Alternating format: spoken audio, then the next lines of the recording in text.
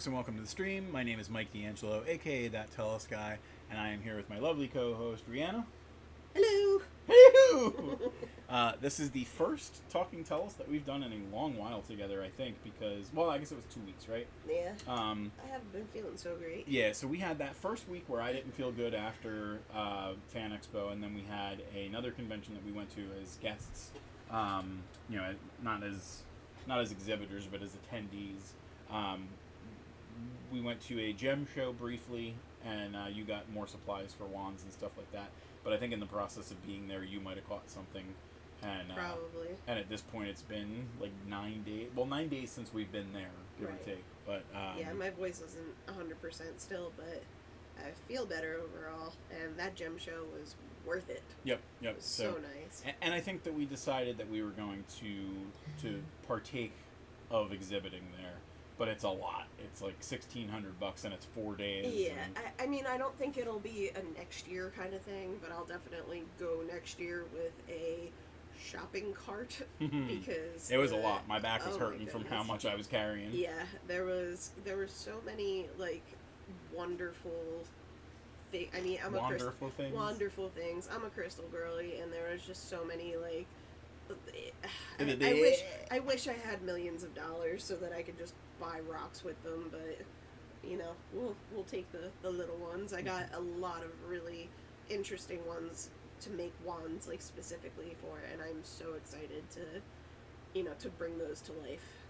Hopefully soon. I've been I started a new job about 2 months ago, coming up on 2 months. Yeah, it's been about 2 months. And and it's just taken up like all of the energy that I have that I would normally be able to put toward creative things. You know what? Not for nothing, but you did create like 22 wands over the course of... I did, yeah. We found a weird thing in the process of being laid off and then employed again.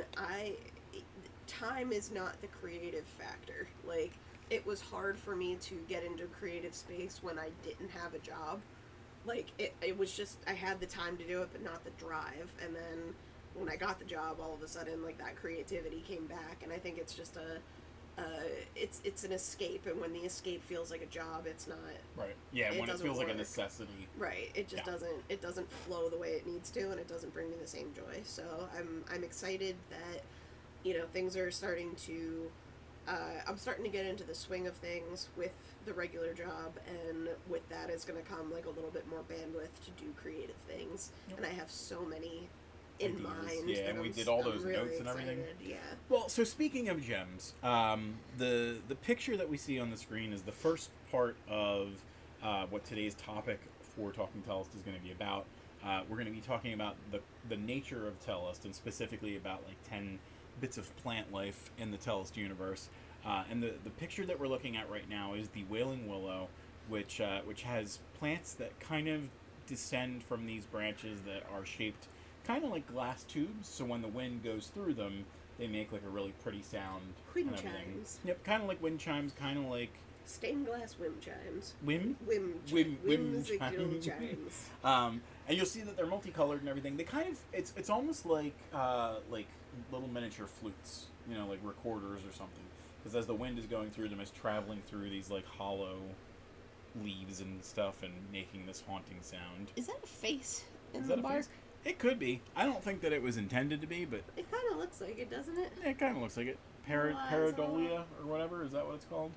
Where you see faces and things? Oh, I don't know. Is that a piece of toast? Is that a face on a piece of toast? That's a piece of toast.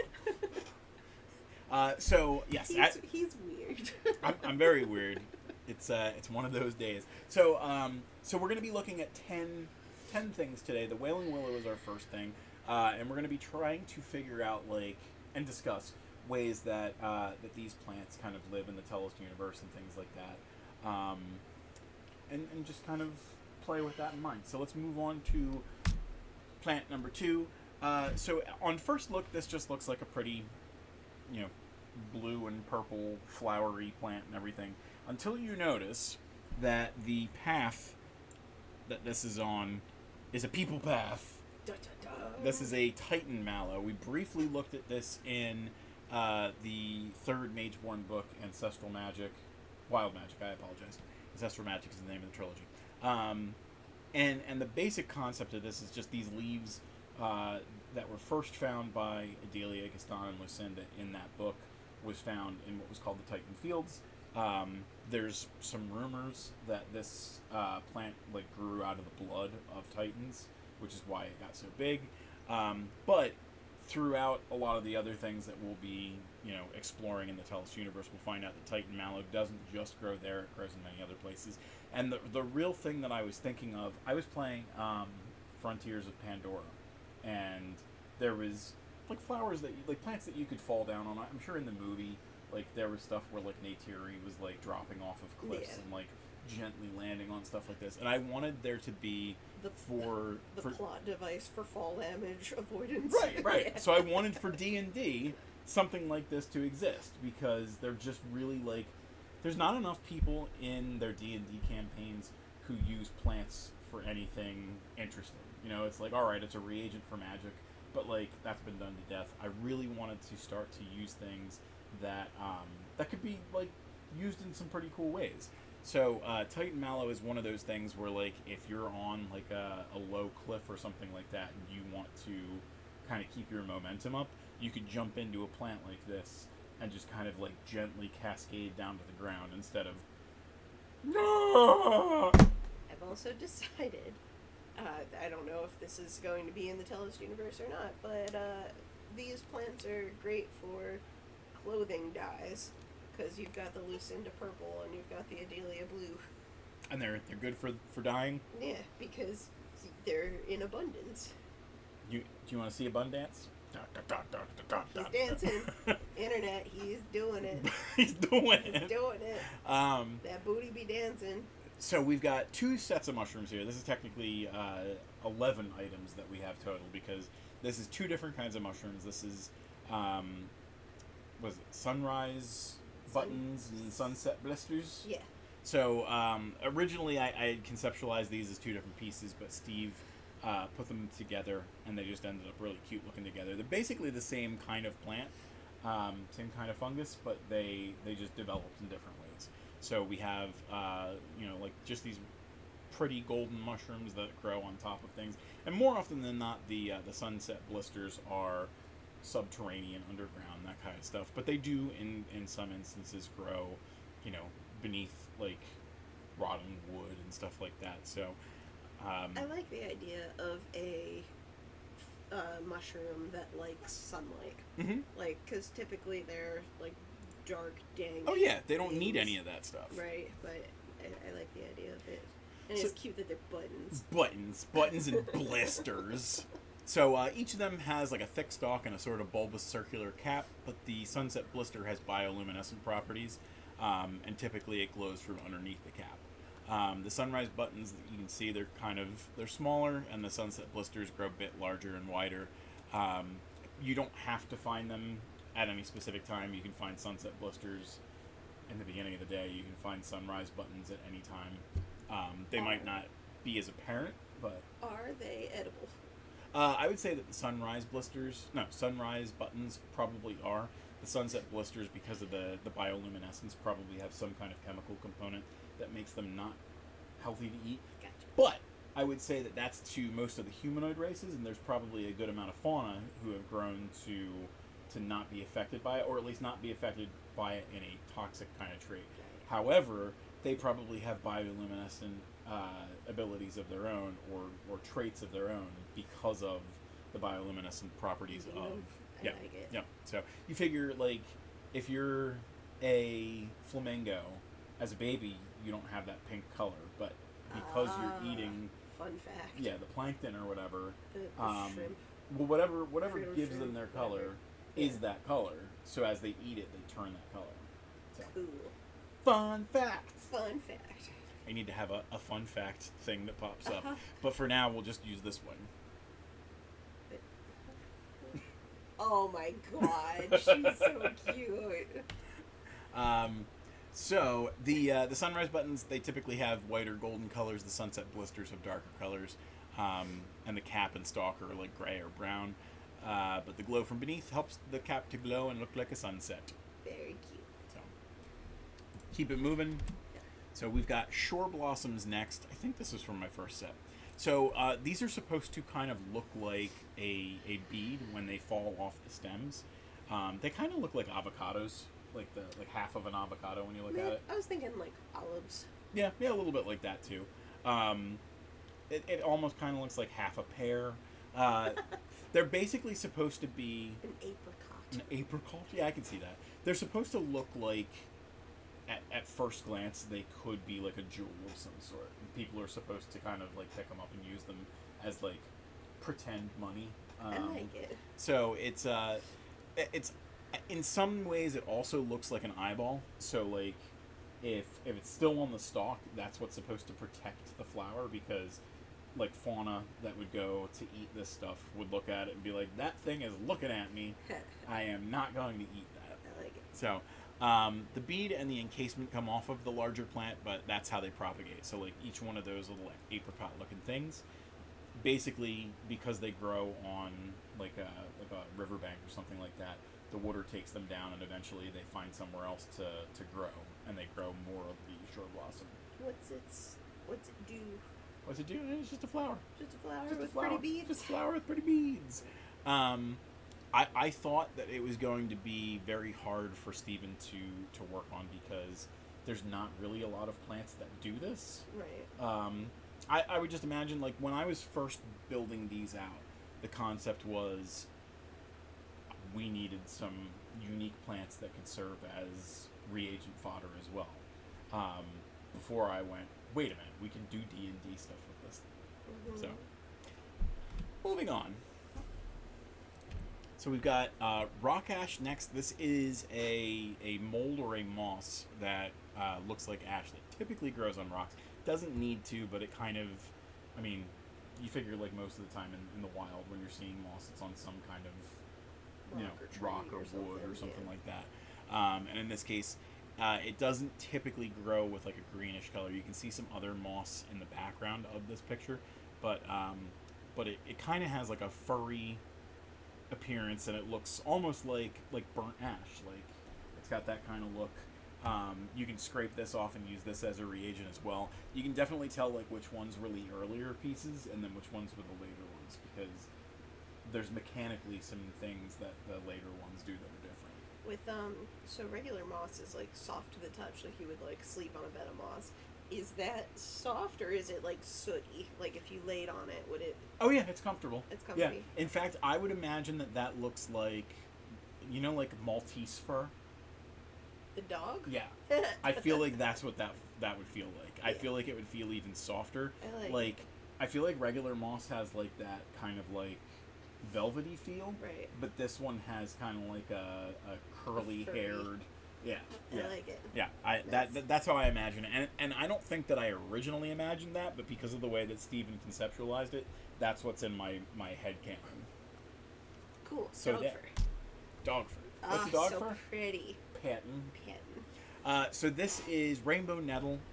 This is basically based on the Gimpy Gimpy tree or bush or whatever. Are you familiar with the Gimpy Gimpy, Rihanna? No. No.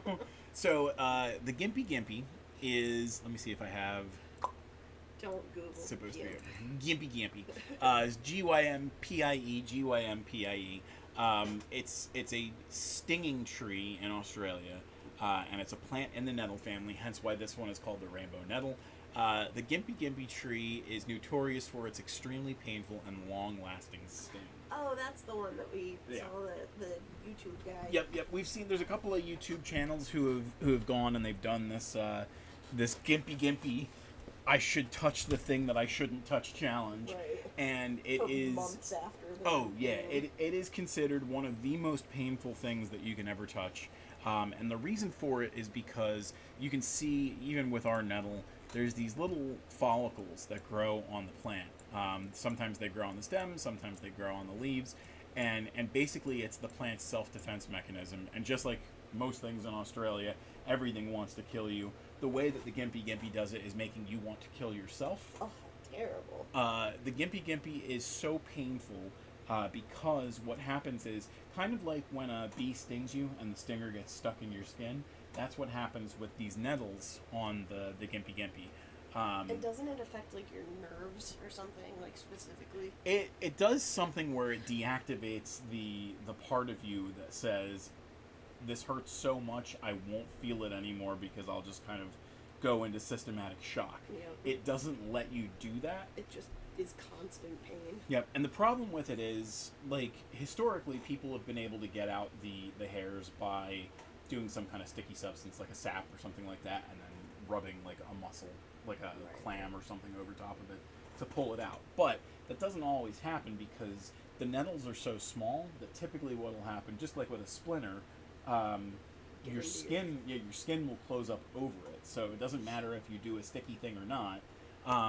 Can you imagine for a moment that you are someone who is enduring this? You feel the sting in your finger and you go, "Oh, that's all right. I'll just bite it out." No. So if you get a chance and you vibe off of other people showing you how dumb they are, definitely go and see a couple of the YouTubers who have taken this challenge. I feel like being prepared ahead of time, they were able to kind of show that it's not so bad, but having they did it with, like, preparation and control. If you were just out in the wilderness and, like, you walked into this thing. Yeah, and chances are, like, you're not going up to a plant and going, "Oh, this is a cool plant, let me touch it."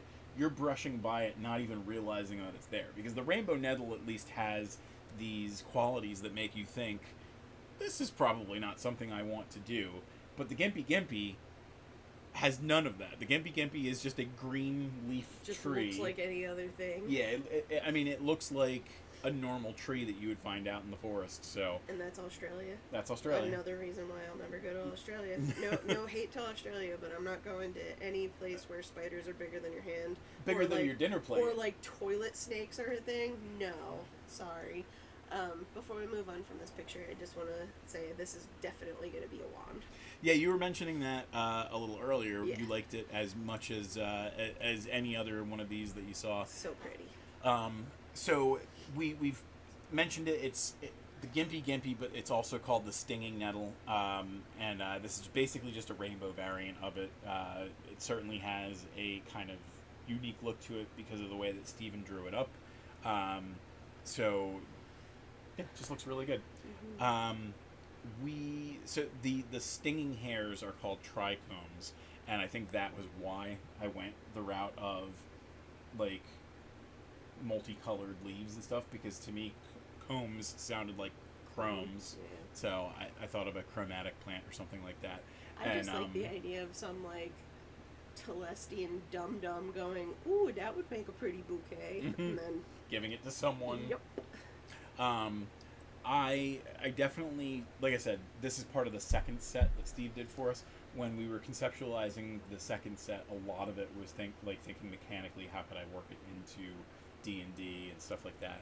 And I think it would be a fun thing to give an opportunity to a player group that has, like, maybe one of them has some kind of plant knowledge, and you could say, like, hey, as soon as you see this, you know that there's something to look out for, and you lead your enemies into it, like completely changing, like, the scope of what a fight could look like, because all of a sudden, before your enemies even get to you, they're like, ghosts are burning me alive. I think it would be really fun. What witchery is this? Up next, we have Iron Ivy. You can see at this point, really one of those first set ones, because there's probably not a lot of mechanical changes that we would have here. But it's kind of like the rock ash in that it's just plants that grow typically on stone, which is why we have this little gargoyle thing in the back. Is the idea supposed to be that it's sharp? It's sharp in the way that, like, a heftier, like, tree leaf could be. Like, we were walking the dogs yesterday, and we had that one leaf that I accidentally, like, kicked, and it was substantial. Like, it was off the tree for a while, so it had turned brown and everything, but, like, it was a hefty leaf. I'm thinking it looks like a throwing star ninja almost. Stars. Yeah, it's not supposed to be like that, but I mean, it's supposed to be I mean, it's known as iron ivy, so it's supposed to be a little bit more substantial. Yeah, they call some plants, like house plants that grow in the desert, like iron whatevers. Mhm. Like, because they're supposed to not be able to be killed easily. Fun fact, I killed many unkillable plants. We recently Black thumb. we used a kind of variant idea on these leaves in our forest shrine map that we did on a making map session the other day, where we had those blue trees. Mm-hmm. It's not super hot up here, but you're feeling it, aren't you? I'm fidgety. You fidgety? Yeah, I'm alright. Rihanna's fidgety. I'm fidgety. Oh man, I didn't want to go into Notepad. I wanted to go into my Word. Iron ivy it grows on naturally rocky faces, but it's recently been found on old monuments and the like. And when I had told Steven that I wanted something like this, I just told him a face, and he was the one who jumped to gargoyle, and I like it. yeah, it was a good call for sure. It makes sense in the Tellest world. I feel like it's medieval. It do. So this is hornroot. This is actually, I think. Don't sit on. Well, do if you like. I'm not going to yuck anyone's yum. So I think in Mageborn, Gaston sends Adelia out to go reagent hunting, because she had just blown up his study trying to mix some other stuff, and I think hornroot was one of the things that he sent her to get. So it's supposed to look almost like the horn of a dragon or a rhinoceros or like a triceratops or something like that. And it's typically colored the same as a normal tree's roots, but sometimes it can appear green. And when I was describing it to Steven, I said it could look like bull's horns or goat's horns. And I think the bull's horns is why you have that kind of, like, it almost looks like a demon's horns in this picture. I like it though. It looks really cool. Yeah, and then I think the curly horn is supposed to be because I mentioned that it could also be like a goat horn as well. Yep. And I think this was probably one of the pieces, like the plant life that we described, that was inspired by WoW. Because I was thinking if they ever make a game out of Tellest, or like you want to have something like WoW or Skyrim or something where you can go around and harvest stuff. So. Harvest. Oh man. Does anyone else in the world who plays games where you harvest things, like, have that issue when you're driving around and you see like a little clump of flowers just thinking harvest in your head? Oh yeah. So for those in the chat, if you're lurkers, I apologize, but if you are someone who feels up to chatting with us, has there been a situation for you where you're out walking amongst the nature and you feel like, yeah, you know what, I do want to pick up this bouquet of lavender, like you're harvesting stuff? I get that vibe all the time after I've been playing Assassin's Creed or anything by Bethesda. Well, you know what, so Assassin's Creed, I think the latest one, you can like pick up like weird stuff, but when I play Assassin's Creed for way too long, especially the old ones with like all the buildings, that's the time where I'm like, I could climb that building. It's like the Tetris effect, but in ways that will kill you. I don't have that. I've never thought I could scale that cliffside. I could scale that. I could do jump that. off of this into a haystack and be totally fine. So the next plant that we're looking at is the conch bellow. When you think of snail, poison snail. So it's obviously meant to look like a conch shell to some extent. And the way that I had kind of conceptualized it was, again, mechanically, I wanted something that could, if you got into wherever it lives, and we have it on like a tree stump or a tree trunk right now, but it could grow on the ground as well. Whenever you get into wherever its zone is, it sends out these different types of poison gas. So in this one, is it one that kind of charms people because it's kind of got that lovey kind of look to it? So the first thing I thought of when I saw this, and like obviously you said it was poison, is like how in Japan they'll eat the blowfish as like a expensive delicacy, and I can just imagine some like rich Tellest people, like, having this prepared by, like... Yes, I know it like could poison me, but if you eat it just right, it's an aphrodisiac. And what a lovely centerpiece for the table. That nerdy Kev says, phone is at 2%, and I'm in silent mode, but in Tellest I trust. The plant is supposed to look like a conch, and sometimes it looks as though it's glowing inside. Depending on the shade that's being presented, those in proximity to the plant should watch out, as the conch-bellow plants have been known to blast forth a plume of toxic gas. Variants of the flower have different effects for their gas, from poison to drowsying effects, and there are some that are even rumored to turn people to stone temporarily. Ooh. We had a situation the other day that has resulted in a different way of us pronouncing certain phonetics. I brought home a snack and an experiment for Rihanna, and that was how she reacted when she had the first bite. Bacon cheddar chips. You can't go wrong. Ooh.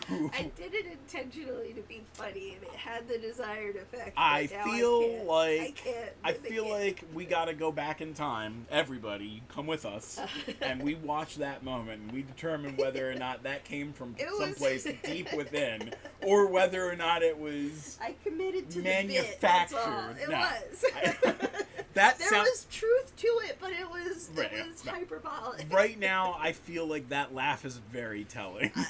Don't tell them. Arnold.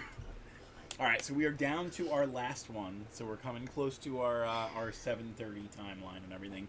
And we got boom shrooms. We've talked about boom shrooms quite a few times on the channel already, I think. Because I'm so excited that, like, nobody has done boom shrooms before. Boo!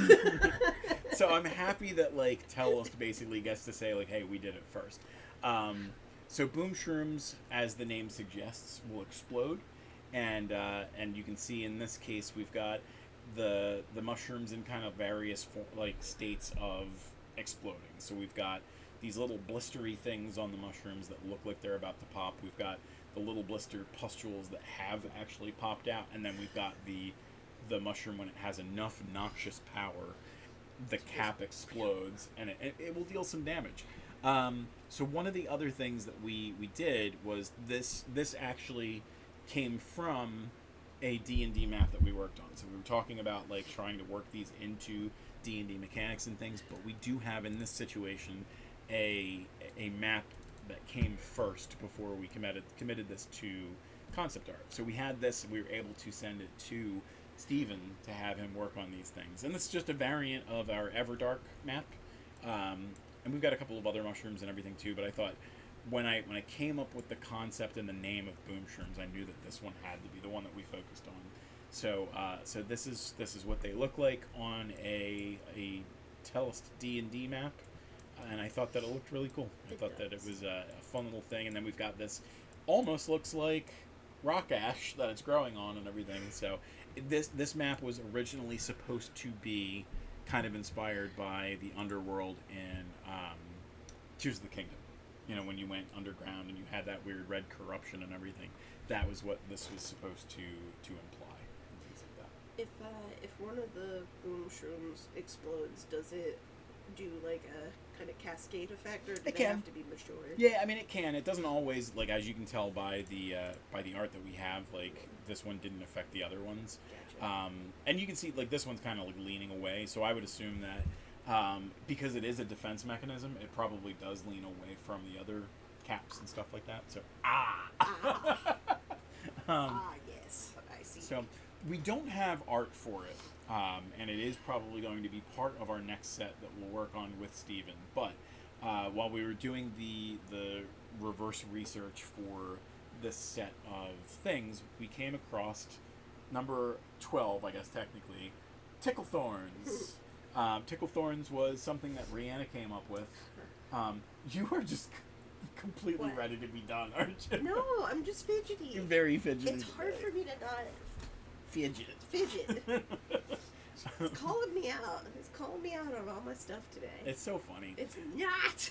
Do you want to talk about Ticklethorns? Sure. So the idea is that it creates, like, a toxin or whatever that it tickles you, but it tickles you to death. Yeah. Like, you can't stop laughing. Right. So it's supposed to be thorny, obviously, and what happens is when it, cuts you, it doesn't cut you a tiny little bit. Like, it cuts you enough where you're bleeding, and you're bleeding relatively deeply, and the chemicals that are causing you to be like, ha ha ha, this is the greatest thing ever, is also Slowly killing. Well, it's bleeding causing you to out die, probably, but yeah. it's probably got the hemophilia. It probably Causes you to bleed out quicker. gives you sickle cell. But I thought it would be such a fun concept to like have somebody laughing hysterically as they bleed to death. It very much feels like something that would be one of the Tellest horror stories. But that pretty much wraps us up for today. Talking Tellest are usually about a half an hour, so that sounds about right. So unless anybody has any stuff that they want to talk to us about, we'll probably close the show down. We should have, in honor of our traditions, have a plant that you pulverize with a little mortar and pestle, and it's like the Nesquik chocolate mix. Do you need chocolate milk? Chocolate milk. I am not opposed. So this will wrap us up for today. We're going to be back tomorrow at 7 with some map stuff, and I don't know when, but we're going to be announcing some cool stuff on the channel about Quantum Quest, the tabletop game that we do sometimes live on the Twitch channel. We're going to be doing more of that because we've recently become an affiliate, and we've got some channel point stuff that we can loop in and things like that. But that'll be its own day. We'll probably do like tabletop Thursdays and things like that, and we've got to work with Team Tellest first to get like the celebrity players. But we're going to be opening it up to viewers as well, who, as long as you got channel points, you might be able to queue up and play with us. So that'll be fun. But in the meantime, let's go over to our show closing page. So folks, on the screen right now, you should see all the places that you can find Tellest out there on the internet. Tellest.com is a great first place to start. But after that, if you want to look at some premium things, you can go to patreon.com/Tellest to find art like this on Tuesdays and Thursdays. And you can find our battle maps. We usually do... Well, today was a day off. What? I didn't do anything for Patreon today, and I usually do Monday through Friday. Yeah. Mondays, Wednesdays, and Fridays, we usually do something map-related. Clearly, by me saying this right now, I didn't do any of that. I was working on some editing projects today. Whoops. But if you want to go to tellest.etsy.com, you can find some of our physical premium goods. We have, I think, something like 48 of our battle maps put together on these giant, these jumbo mouse pads that are like 20 inches by 40 inches. They look beautiful. We're going to be selling a lot more of them in person at conventions in the future and things like that, but you can get them right now on tellest.etsy.com. But we also have posters and D&D wands. Yeah, we're going to do D&D wands. One of Rihanna's ones that went quick was the Opalite D20 wand, and I've already talked to her about doing a bunch more of those if we can get a booth at PAX Unplugged this year. Yeah. There's a lot of other things on tellest.etsy.com as well. You can go and get posters, you can get bookmarks, you can get stickers, more mouse pads if you don't, strictly speaking, want a battle map, but you can if you want. The next two places that I'll bring your attention to are our TikTok channels. We've got @WeirdWitchWands, which is where you can find Rihanna's wands when she's done with them, and she puts together a nice little video for them. Our little doggy is usually yappy during these talking Tellests, and I think today was the very first time that she didn't do any noise at all. Nope. But you can find her at Tales of Tellest along with her two sisters. And Michael being adorable sometimes. Me being adorable, and you can see some archived footage of our poor little Putty cat. It's coming up on a year that we've been without her, but she lives on TikTok and Instagram and all that stuff. She died on my birthday. My birthday will never be happy again. Oh, God. Just so you know. Just so you know. Was that? No, never mind. What? It was your foot, and I thought it was her going... The last two places that I'll bring your attention to are youtube.com/World of Tellest. We release these videos on the YouTube channel between 1 and 3 times a week. And then twitch.tv/that Tellest guy is where you can watch us live, chat with us, use some of the new channel point features and things like that, and queue up for our tabletop games and things of that nature. We've got a lot more cool things that you can do with the channel points coming up, but we'll talk a little bit more about that later. In the meantime, Rihanna and I are going to get ready to head downstairs, and until next time, we'll miss you.